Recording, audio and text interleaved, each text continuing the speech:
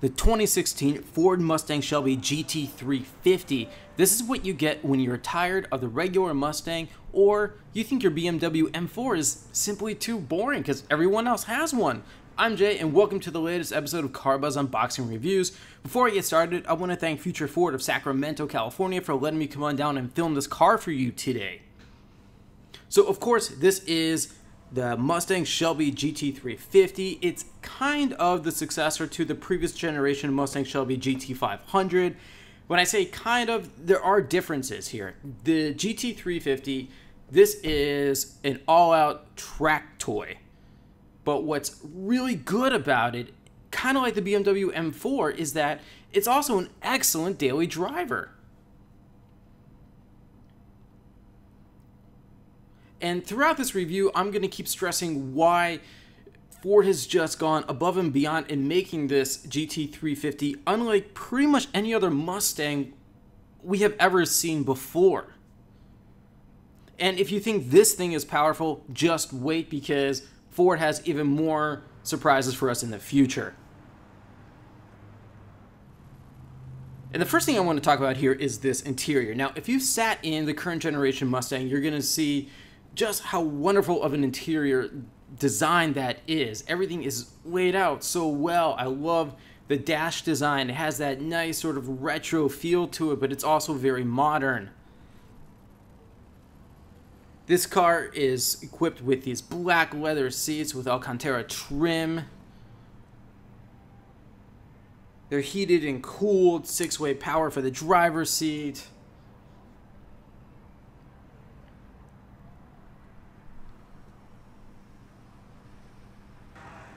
And you can forget about previous generation Mustangs where maybe some of the interior materials and fit and finish was slightly questionable. That's long gone, not at all in the case here, because like I said, Ford wants us to be really a BMW M4 fighter. And of course, a BMW is just a high quality luxury car, but I would still not call the Shelby GT350 luxury. Yes, and it does have a pair of rear seats. As you're going to see in a little bit, they are pretty much useless.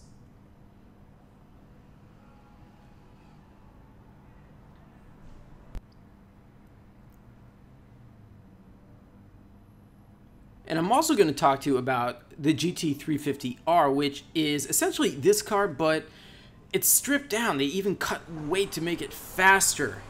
But what's under the hood of both of these cars is the true magic. And this is a 5.2 liter naturally aspirated V8. It has a flat plane crankshaft, which means the connecting rod journals are 180 degrees out, instead of at 90-degree intervals like on most other V8s. It's kind of like a Ferrari 458's V8. And the total output here is 526 horsepower and 429 pound-feet of torque. It's paired exclusively to a 6-speed manual transmission. And that 6-speed, it's not even the same gearbox that's in the regular Mustang GT. This one is actually lighter. Power, of course, is sent to the rear wheels.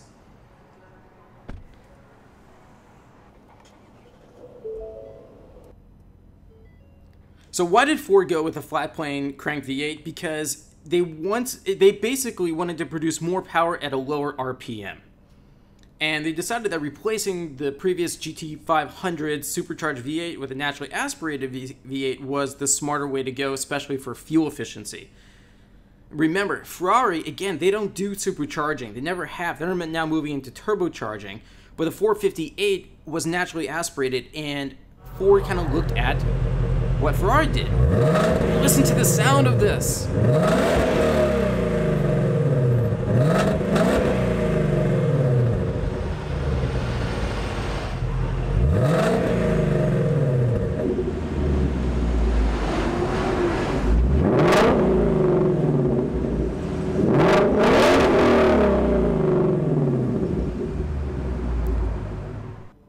Whether you're in the standard mode or the sport mode, it just sounds like naturally aspirated V8 goodness.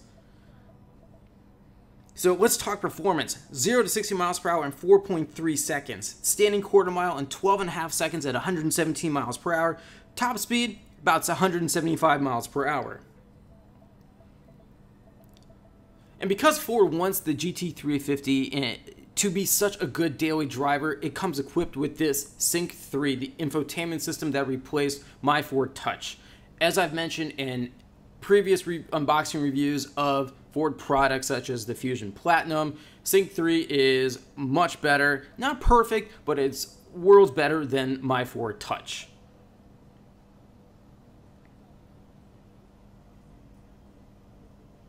But what I also like about Sync 3 is that the navigation is very good. It's got voice recognition and Siri recognition as well. And from the driver's seat, it's just so well designed. It's perfectly situated for that ultimate track driving experience. You sit low to the ground, but you can see just enough over the hood so that when you point the car, you know exactly where it's going.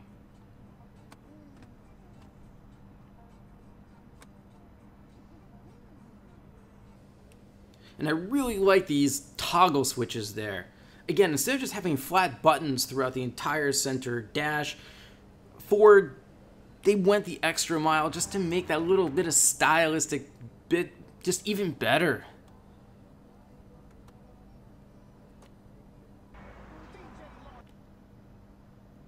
So how does this GT350 drive? Like I said, it is a track-ready Mustang that's fully capable as a daily driver.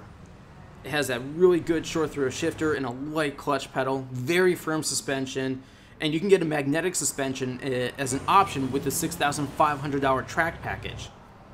And at lower speeds, this car, it's very well behaved. It's not a problem to drive in traffic, but once you hit the gas and reach 3,500 RPM, it just takes off and doesn't stop. It just pulls and pulls. And unlike other cars, again, the BMW M4, you don't get the impression that a computer is controlling the engine. This is sort of an old school high performance sports car. It's one of the last of its kind, I'd say. It's sort of the last hurrah for the naturally aspirated V8.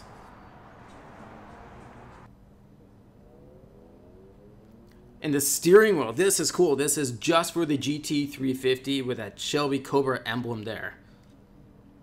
This is neat too. This is a 4.2-inch screen. It shows the track apps, and it features something really cool called electronic line lock.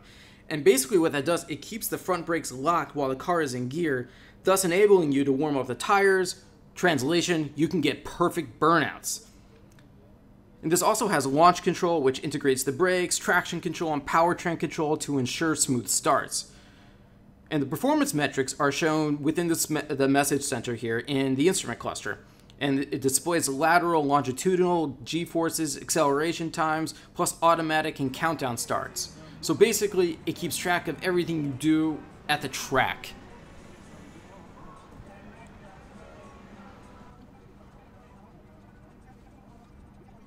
In terms of safety, you are going to get the usual driver and passenger airbags, side curtain airbags, traction and electronic stability control, and of course, because you're really going to need them, bigger brakes.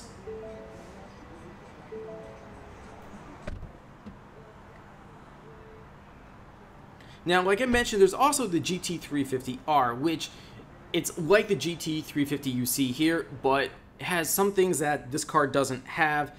Basically, it comes without the radio, the air conditioning, a backup camera, which you can get all those things, but that's going to cost you an extra $3,000. And also the GT350R, it does not even have back seats. Again, the idea there with the GT350R is to just reduce weight wherever possible to give you maximum track performance. And yes, rear seats, like a Mustang, they're small. Personally, I don't think you need them, but what's nice is that these here, they split 50-50, so you get increased trunk space as well.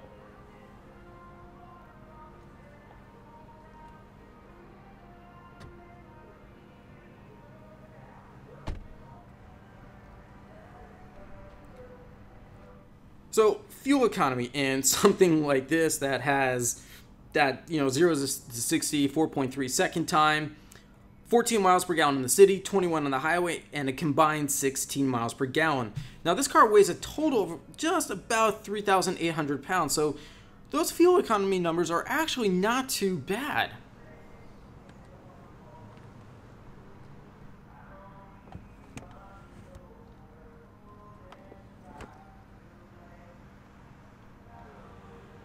So what is the competition here? Well, I keep saying the BMW M4 because Ford basically wants this car to not only appeal to muscle car enthusiasts, but also for those who are really searching for a BMW alternative.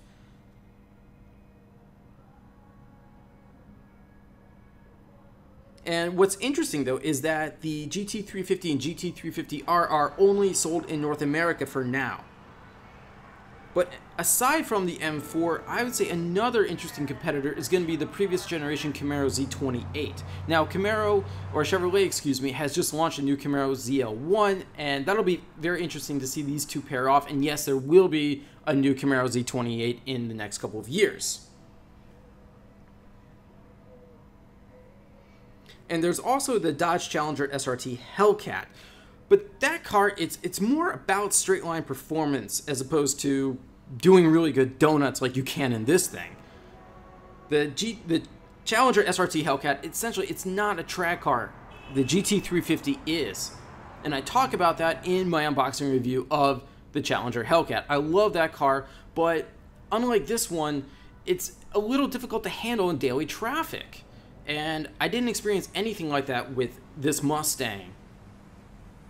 It was a pleasure to drive in traffic, but like I said, once you hit the gas and you hit that 3,500 RPM, you're just going to take off. And it doesn't want to stop. And of course, this exterior here looks great. This is painted race red. You got these 19-inch black painted aluminum wheels, Brembo brake calipers, a hood vent, LED signature lamps, LED tail lamps, a quad tip dual exhaust, rear spoiler, an aluminum front bumper beam. You also have a lower ride height as opposed to the Mustang GT. And of course, stronger brakes and stickier tires. Now, what's also really cool is that the GT350R, it has carbon fiber wheels, and that is the first mass production car to have them. This car, no carbon fiber wheels. You want them, GT350R. But the GT350R is a more serious track machine than this. But I really like the standard GT350, and I don't even think standard's a good word for it because it's fast and it handles beautifully.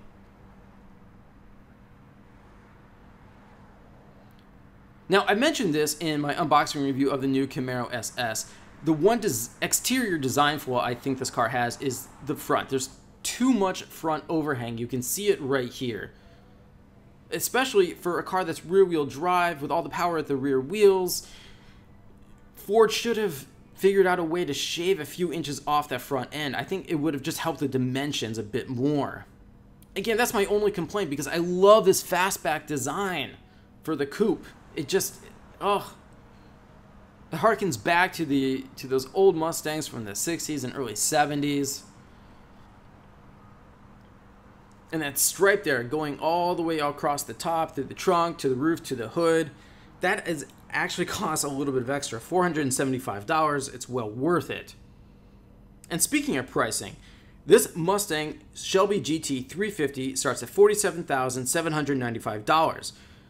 Toss in the $1,300 gas guzzler tax. This car also comes equipped with a $7,500 technology pack, that over-the-top racing stripe I mentioned, plus a $900 destination fee.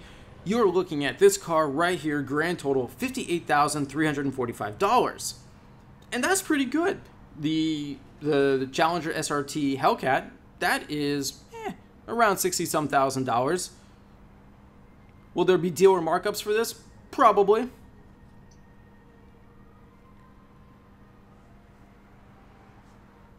Now, that final price here, you can add another 10 grand to that and you'll get a fully loaded GT350R.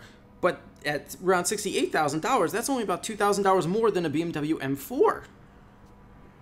And for the record, as I mentioned, Ford is also working on a new Shelby GT500. It's going to weigh less than this car, but it's said to have a twin-turbo V8 that will produce over 740 horsepower. When's it going to arrive? Probably around 2018.